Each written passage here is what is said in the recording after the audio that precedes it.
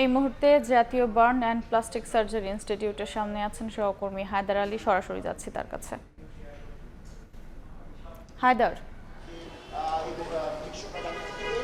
বাংলাদেশের ইতিহাসে এই প্রথম বিমান বিধ্বস্তের যে ঘটনা, সেই ঘটনা এখন পর্যন্ত বার্ন ইনস্টিটিউটে 17 জনের মৃত্যু হয়েছে এবং এছাড়া এই এত মৃত্যুর মধ্যে একটি স্বস্তির খবর হলো এই ঘটনায় আজ কিছুক্ষণ আগে এই বার্ন ইনস্টিটিউট থেকে 2 শিক্ষার্থীকে ছাড়পত্র দেওয়া হয়েছে। তাদের নাম হচ্ছে আয়ান খান, সে মাইলস্টোন স্কুলের 4র্থ শ্রেণী ছাত্র, এবং এই একই ঘটনায় আরেক মেয়ে শিক্ষার্থী রাফসিকেও ছাড়পত্র দেওয়া হয়েছে। তারা আয়ান খান ইতিমধ্যে হাসপাতাল ত্যাগ করে তার উত্তরার বাসা চলে গেছেন এবং আমরা জানতে পেরেছি রাফসি নামে যে শিক্ষার্থী, সেও কিছুক্ষণের মধ্যে হাসপাতাল থেকে বের হয়ে যাবে।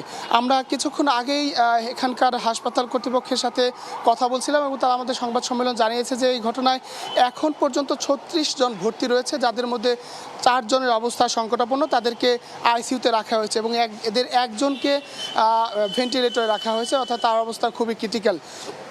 এছাড়া এই ঘটনায় 9 জনকে সিভিআর অর্থাৎ এই আশঙ্কাজনক যাদের অবস্থা তাদের সাথে একটু কম গুরুতর এই 9 জনকে এই অবস্থায় রাখা হয়েছে এবং বাকিদেরকে বিভিন্ন ওয়ার্ডে রাখা হয়েছে। চিকিৎসকরা আমাদের বলছিলেন যে এই যে দগ্ধ রোগী 36 জন, এদের মধ্যে অনেকের অবস্থা উন্নতি হচ্ছে এবং তাদের পরিকল্পনা রয়েছে যে এই চলতি সপ্তাহের মধ্যে অন্তত আরও 10 জনকে তারা হাসপাতাল থেকে ছাড়পত্র দিবেন।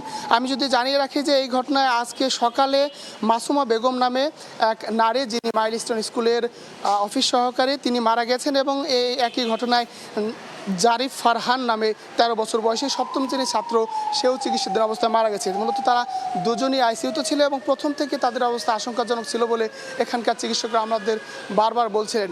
এবং বার্নের চিকিৎসকরা আমাদের সবসময় যেটি বলে যে এই বার্নের রোগী যতক্ষণ পর্যন্ত না হাসপাতাল ছাড়বে এবং বাসায় পৌঁছাবে ততক্ষণ পর্যন্ত আসলে কাউকে শঙ্কামুক্ত বলার কোনো সুযোগ নেই। তো এই ঘটনায় এখন পর্যন্ত বার্ন ইনস্টিটিউটে 4 জন রয়েছে আইসিইউতে এবং বাকিরা বিভিন্ন ওয়ার্ডে রয়েছে চিকিৎসাধীন, এবং এই ঘটনায় আজকে 2 জনকে ছাড়পত্র দেওয়া হয়েছে। তো এই ছিল আমার কাছে সবশেষ তথ্য।